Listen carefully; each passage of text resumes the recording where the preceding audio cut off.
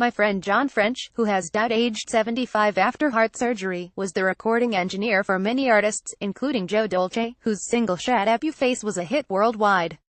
It sold 6 million copies and topped the UK charts for 3 weeks in 1981.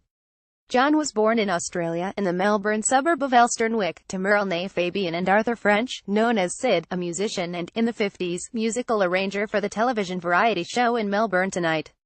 Because family life had been, in John's words, a mix of opulence and poverty, Sid would not permit his son to become a musician on leaving Elwood High School. Sid redirected John's love of music to studio work, first as a stagehand on the In Melbourne Tonight set, then with a cadetship at TCS Studios, the in-house facility used for pre-recording music segments for the show. When John and a colleague began to record rock bands, TCS quickly rose to be one of the top studios in Melbourne, and John became regarded as one of Australia's finest engineers. In 1963 he married Sandra Megan.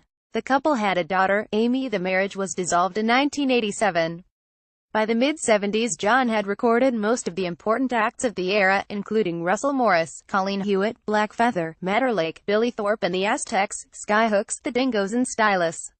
Of the 5 top-selling Australian singles of 1972, 3 were recorded by John. In the 1980s, John built a custom-made mud brick studio, Fast Forward, where he recorded major acts such as John Farnham, Not Drowning, Waving and Gonna. A perfectionist in the studio, John encouraged guitarists to change strings every second take to retain the brightness of sound.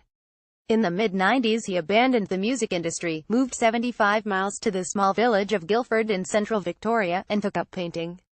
In 2015 he began co-hosting a weekly radio show on 94.9 Main FM Castlemaine, during which he would reflect upon, tell stories about and play songs associated with his illustrious career. The show proved ideal for a natural raconteur, whose infectious laugh could penetrate the most serious soul. John is survived by Amy, and by his sister, Jill.